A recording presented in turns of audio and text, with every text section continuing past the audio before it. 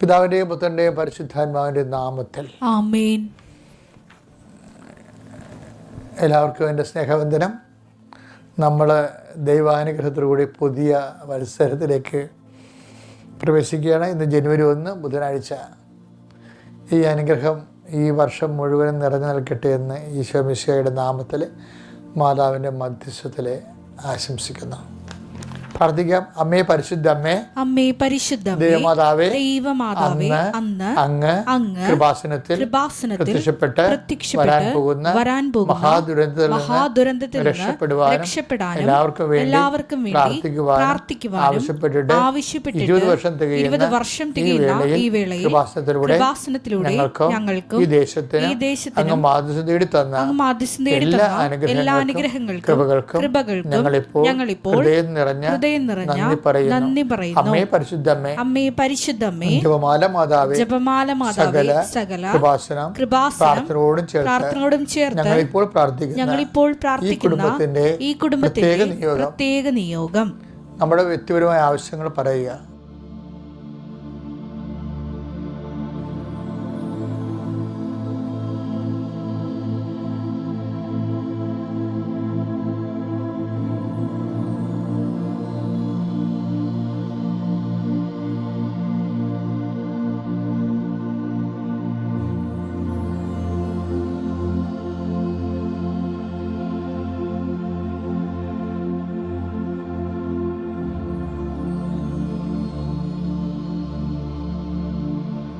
അമ്മയുടെ പ്രത്യക്ഷീകരണത്തിന്റെ ഈ ദ്വാദശക വേളയിൽ ഞങ്ങൾക്ക് സാധിച്ചു തരുവാൻ കനിയണമേ. വിശ്വാസ പ്രമാണം. സർവശക്തനായ പിതാവും ആകാശത്തിന്റെയും ഭൂമിയുടെയും സൃഷ്ടാവുമായ ദൈവത്തിൽ ഞാൻ വിശ്വസിക്കുന്നു.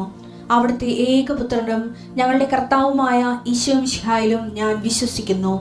ഈ പുത്രൻ പരിശുദ്ധാത്മാവിനാൽ ഗർഭസ്ഥനായി കന്യകാമറിയത്തിൽ നിന്ന് പിറന്ന് പൊന്തിയോസ് പീലാത്തോസിന്റെ കാലത്ത് പീഡകൾ സഹിച്ച് കുരിശിൽ തറയ്ക്കപ്പെട്ട് മരിച്ച് അടക്കപ്പെട്ട് പാതാളങ്ങളിൽ ഇറങ്ങി മരിച്ചവരുടെ ഇടയിൽ നിന്ന് 3-ാം നാൾ ഉയർത്ത് സ്വർഗത്തിലേക്ക് എഴുന്നള്ളി സർവശക്തിയുള്ള പിതാവായ ദൈവത്തിന്റെ വലതുഭാഗത്തിരിക്കുന്നു.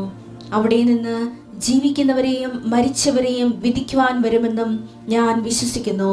പരിശുദ്ധാത്മാവിലും ഞാൻ വിശ്വസിക്കുന്നു. വിശുദ്ധ കത്തോലിക്കാ സഭയിലും പുണ്യവാന്മാരുടെ ഐക്യത്തിലും പാപങ്ങളുടെ മോചനത്തിലും ശരീരത്തിന്റെ ഉയർപ്പിലും നിത്യമായ ജീവിതത്തിലും ഞാൻ വിശ്വസിക്കുന്നു. ആമേൻ. സ്വർഗ്ഗസ്ഥനായ ഞങ്ങളുടെ പിതാവേ, അങ്ങയുടെ നാമം പൂജിതമാകണമേ. അങ്ങയുടെ രാജ്യം വരണമേ. അങ്ങയുടെ തിരുമനസ് സ്വർഗത്തിലെ പോലെ ഭൂമിയിലും ആകണമേ. അന്നു വേണ്ടുന്ന ആഹാരം ഇന്ന് ഞങ്ങൾക്ക് തരണമേ. ഞങ്ങളോട് തെറ്റ് ചെയ്യുന്നവരോട് ഞങ്ങൾ ക്ഷമിക്കുന്നത് പോലെ ഞങ്ങളുടെ തെറ്റുകൾ ഞങ്ങളോടും ക്ഷമിക്കണമേ. ഞങ്ങളെ പ്രലോഭനത്തിൽ ഉൾപ്പെടുത്തരുതേ, തിന്മയിൽ ഞങ്ങൾ രക്ഷിക്കണമേ. ആമേൻ. നന്മ നിറഞ്ഞ മറിയമേ, സ്വസ്തി. കർത്താവ് അങ്ങയുടെ കൂടെ സ്ത്രീകളിൽ അങ്ങ് അനുഗ്രഹിക്കപ്പെട്ടവളാകുന്നു. അങ്ങയുടെ ഉദരത്തിൻ ഫലമായി ഈശോ അനുഗ്രഹിക്കപ്പെട്ടവനാകുന്നു. പരിശുദ്ധ മറിയമേ, തമ്പുരാന്റെ അമ്മേ, പാപികളായ ഞങ്ങൾക്ക് വേണ്ടി ഇപ്പോഴും ഞങ്ങളുടെ മരണസമയത്തും തമ്പുരാനോട് അപേക്ഷിക്കണമേ. ആമേൻ. എൻ്റെ പ്രിയപ്പെട്ടവരെ, നമ്മൾ അനുദിന അനുഗ്രഹ പ്രാർത്ഥനയിൽ പ്രവേശിക്കുന്നു. കർത്താവേ, നിന്റെ ഉന്നതമായ നാമത്തിന് പ്രാർത്ഥിക്കുന്ന ഈശോയെ, കലാമേഖലയിൽ പ്രവർത്തിക്കുന്നവരെ അവരെ ചേർത്ത് വെച്ച് പ്രാർത്ഥിക്കാൻ ഇപ്പം അങ്ങ് ആവശ്യപ്പെട്ടിട്ടുള്ള ഈശോയെ, അഭിനയ മേഖലയിൽ പ്രവർത്തിക്കുന്നവരെ, സംഗീത മേഖലയിൽ പ്രവർത്തിക്കുന്നവരെ, കർത്താവ് അവരെല്ലാം നീ അവരുടെ വിഷമതകളെയും ഭാരങ്ങളെയും ഏറ്റെടുക്കണേ പ്രാർത്ഥിക്കുന്ന ഈശോയെ. അതുകൊണ്ട് ജീവിത യാവനകൾ നിറവേറ്റുന്നവർക്ക് കർത്താവ് അതിനുള്ള അവസരങ്ങൾ കുറഞ്ഞു വരികയും അതിൻ്റെ പേരിൽ സാമ്പത്തികമായ ബാധ്യത ഉണ്ടാകുകയും ചെയ്യുന്ന അവസ്ഥകളെ കർത്താവ് അതിജീവനത്തിൻ്റെ പുതിയ വഴികൾ നീ അവർക്ക് നൽകണമെന്ന് പ്രാർത്ഥിക്കുന്നു. കർത്താവെ, കുടുങ്ങിപ്പോയ ലൂസായിപ്പോയ വിവാഹ മോതിരങ്ങളെ കാണിക്കുന്നുണ്ട്. 2 കാര്യങ്ങൾ കർത്താവിൽ ഞങ്ങൾ വിവേചിച്ച് മനസ്സിലാക്കുന്നു. ഒന്ന്, മുമ്പത്തിനേക്കാൾ ക്ഷയിച്ചു പോയിട്ടുള്ള ശാരീരിക അവസ്ഥയുള്ളവരെ, നേരത്തെ നല്ല ആരോഗ്യമുണ്ടായിരുന്നു, അവർ ക്ഷയിച്ചിരിക്കുന്നു, അവർ അതിൻ്റെ ഭാരങ്ങൾ അവരനുഭവിക്കുന്നുണ്ട്. ഈശോയെ, അതിൽ നിന്ന് അവരെ വീണ്ടെടുക്കണമെന്ന് പ്രാർത്ഥിക്കുന്നു. അതുപോലെ തന്നെ അതിനെതിരെ വരുന്ന അമിതമായ വണ്ണവും അമിതമായ ശരീര നീരുമുള്ളവരെ കർത്താവെ അവരെ അങ്ങ് സ്പർശിക്കണമെന്ന് പ്രാർത്ഥിക്കുന്നു. എൻ്റെ കർത്താവിൻ്റെ ഉന്നതമായ നാമത്തിൽ, സഭയുടെ അധികാരത്തിൽ, കുരിശടയാളത്തിൽ ഇപ്പോൾ കർത്താവ് കാണിച്ച എല്ലാ മേഖലകളിലും ദൈവത്തിൻ്റെ കരുണ ആവശ്യിക്കട്ടെ എന്ന് പ്രാർത്ഥിക്കുന്നു. കർത്താവെ, ഇതിൻ്റെ വിശുദ്ധ പൗരോഹിത്യത്തെ മഹത്വപ്പെടുത്തണമേ. കർത്താവെ, സഭയിലുള്ള സാന്നിധ്യം പ്രകടമാക്കണമേ. എൻ്റെ കർത്താവിൻ്റെ ഉന്നതമായ നാമത്തിൽ, സഭയുടെ അധികാരത്തിൽ, കുരിശിൻ്റെ അടയാളത്തിൽ ഞാൻ ഈ ഭവനം പ്രാർത്ഥിക്കുന്ന ഓരോ ഭവനങ്ങളെ ആശീർവദിക്കുന്നു. ആരെല്ലാം പ്രാർത്ഥന എവിടെയെല്ലാം കൂടുന്നുണ്ടോ ആ നിൽക്കുന്ന സ്ഥലം, ചിലപ്പോൾ ആശുപത്രിയിൽ നേഴ്സുമാരായിരിക്കും പ്രാർത്ഥന കൂടുന്നത്, ചിലപ്പോൾ ഡോക്ടർമാരായിരിക്കാം, ചിലപ്പോൾ സാധാരണ മനുഷ്യരായിരിക്കാം കൂടുന്നത്. ആരെല്ലാം എവിടെ നിന്നെല്ലാം കൂടുന്നു അവരെല്ലാം ഓർത്ത് പ്രാർത്ഥിക്കുന്ന കർത്താവെ. കർത്താവ്, ഏറ്റവും രോഗിയെപ്പോലെ തന്നെ മാനസികമായ വിഷമം അനുഭവിക്കുന്ന ബൈസ്റ്റാൻഡേഴ്സ്, അവർക്ക് തൊഴിലിന് പോകാൻ പറ്റണില്ല, വീട്ടിലെ കാര്യം നോക്കാൻ പറ്റണില്ല, അവിടെ ആഹാരവും അനുദിനമായുള്ള ശാരീരിക മെയിൻ്റനൻസോ ഒന്നും നടക്കണില്ല, അവരും വലതുപോലെ വല്ലാതെ വലയുന്നുണ്ട് ഈശോയെ. അതുകൊണ്ട് രോഗിയും ബൈസ്റ്റാൻഡറും ഒരുമിച്ച് അവിടെ നിന്ന് കർത്താവെ, അവിടെ നിന്ന് രോഗം സൗഖ്യപ്പെട്ടു പോകാനും കർത്താവ് നീ ഇടയാക്കണം. എല്ലാ ആശുപത്രികളെയും അതിരാലയങ്ങളെയും അവിടെ അന്തേവാസികളെയും അവിടെ പ്രവേശിപ്പിക്കുന്നവരെ മുഴുവൻ സമർപ്പിക്കും. ഐസിയിലുള്ള മുഴുവൻ രോഗികളെ സമർപ്പിക്കുന്നു. ഐസിയുവിൽ നിൽക്കുന്ന ബൈസ്റ്റാൻഡേഴ്സായിട്ട് നിൽക്കുന്നവരെ കുറിച്ച് പ്രാർത്ഥിക്കുന്നു. ഇപ്പോൾ ഐസിയുവിന് പുറത്ത് നിൽക്കുന്നവരെ, അത് കൈകാര്യം ചെയ്യുന്ന നേഴ്സുമാരെ കുറിച്ച് പ്രാർത്ഥിക്കുന്നു. കർത്താവെ, ഓപ്പറേഷൻ തിയേറ്ററിൽ ഇന്ന് ഓപ്പറേഷൻ നിശ്ചയിച്ചിരിക്കുന്ന ഓപ്പറേഷൻ തിയേറ്ററുകളെ സംബന്ധിച്ച് പ്രാർത്ഥിക്കുന്നു. കർത്താവ്, ഓപ്പറേഷൻ കുറിച്ചിരിക്കുന്ന വ്യക്തിയെ സംബന്ധിച്ച് പ്രാർത്ഥിക്കുന്നു. കർത്താവെ, അവിടെ എല്ലാം ഓപ്പറേഷൻ്റെ സമയത്ത് ദൈവത്തിൻ്റെ പ്രത്യേക സാന്നിധ്യം ഉണ്ടാകണമെന്ന് പ്രാർത്ഥിക്കുന്നു.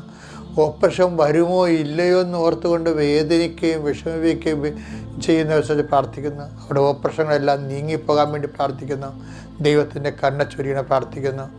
ഈശോയെ, കുഞ്ഞുങ്ങളുടെ പരീക്ഷകളെല്ലാം കഴിഞ്ഞിരിക്കുന്നു, അവർ നല്ല റിസൾട്ട് പ്രതീക്ഷിക്കുന്നു. ഈശോയെ, അവരുടെ കഴിവ് കർത്താവ്, അവർ വീണ്ടും അവർ മനസ്സിലവർ പറയുന്നുണ്ട്, ഞങ്ങളുടെ റിസൾട്ട് ഒന്ന് നന്നാക്കി തന്നാൽ മതി, വീട്ടിൽ തൽക്കാലം ഒന്ന് തല നേരെ നിന്ന് കഴിഞ്ഞാൽ ബാക്കിയുള്ള ദിവസങ്ങൾ ഞങ്ങൾ പഠിച്ച് കരേറിക്കൊള്ളാവുന്ന ഈശോയുടെ പട്ടാങ്ങിയായിട്ട് പറയുന്ന കുഞ്ഞുങ്ങളെ പ്രത്യേകം പ്രാർത്ഥിക്കുന്നു.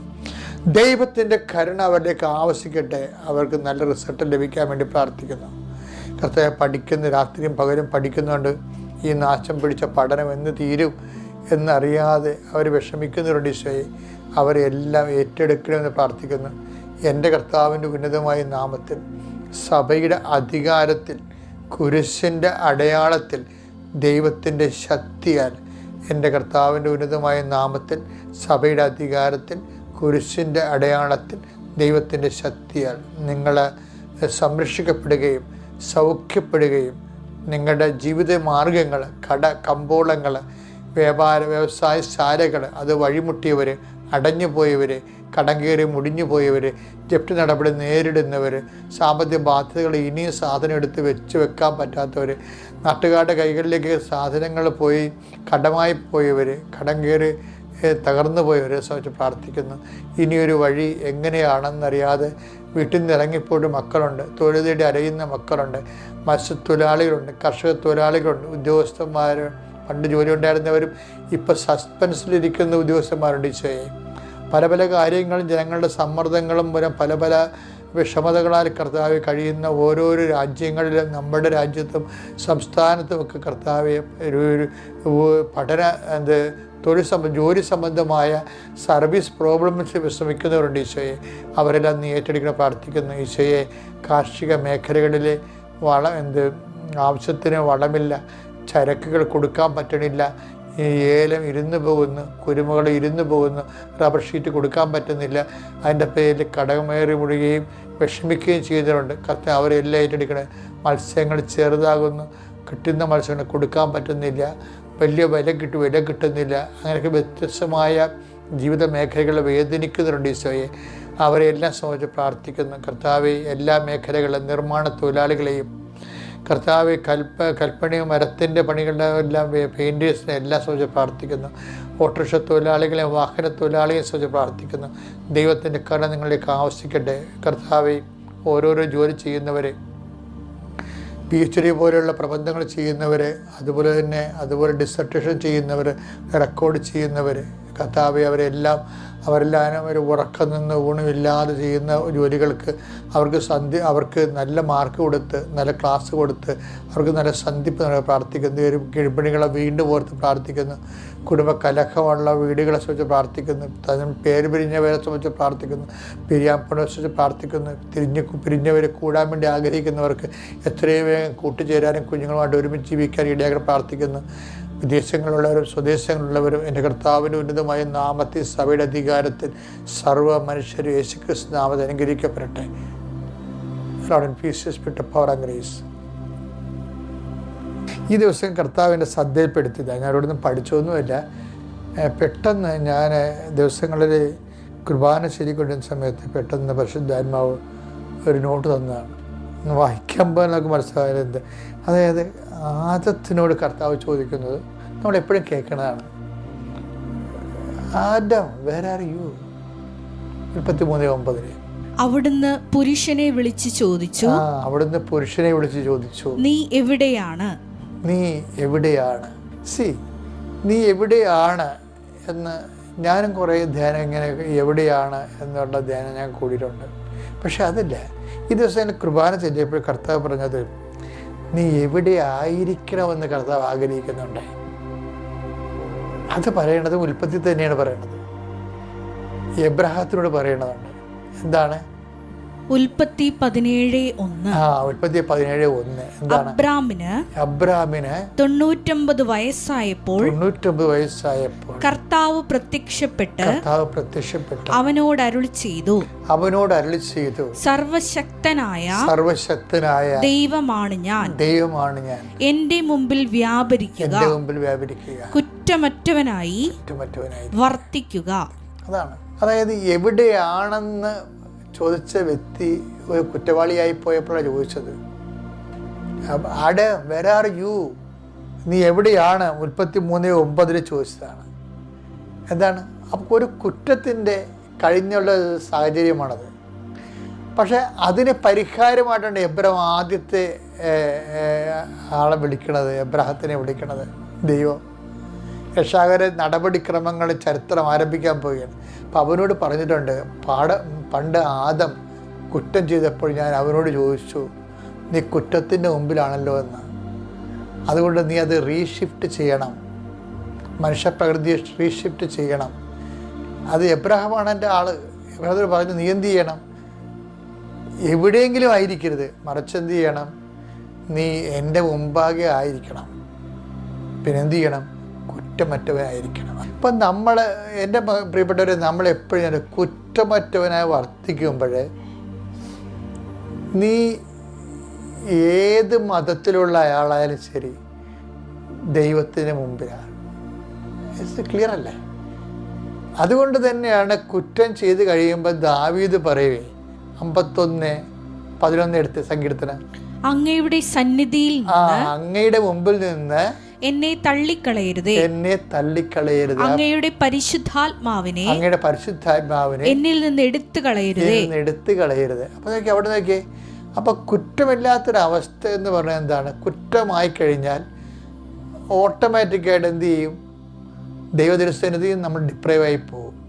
അതുകൊണ്ടാണ് ദാവീദിൻ്റെ കയ്യിൽ നിന്ന് കയ്യബദ്ധങ്ങൾ വന്നില്ല. പ്രലോഭന വശംവദമായി വലിയ തിന്മകൾ ചെയ്ത് കഴിഞ്ഞപ്പോൾ പെട്ടെന്ന് അയാൾക്കുള്ള ഇഫക്റ്റ് എന്താണ്? അയാൾ ദൈവദൃശ്യനതയിൽ നിന്ന് നിഷ്കാസനം ചെയ്യപ്പെടാൻ പോകുന്നു എന്ന് തോന്നി. അപ്പം നിഷ്കാസനം ചെയ്യപ്പെടാതിരിക്കാൻ വേണ്ടിയുള്ള മാർഗം എന്താണ്? അനുതാപമാണ്.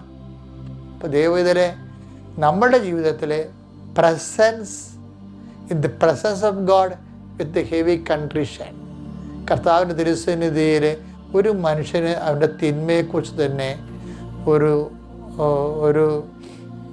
ഏറ്റുപറച്ചിലുണ്ടായാൽ തന്നെ ഓട്ടോമാറ്റിക്കായിട്ട് അവൻ ദൈവതിരുസന്നിധി വരും. എന്നുവെച്ചാൽ നീ ദൈവതിരുസന്നിധിയിലല്ലെങ്കിൽ വരാനുള്ള ഏറ്റവും വലിയ എളുപ്പമാർഗം അനുതാപമാണ്.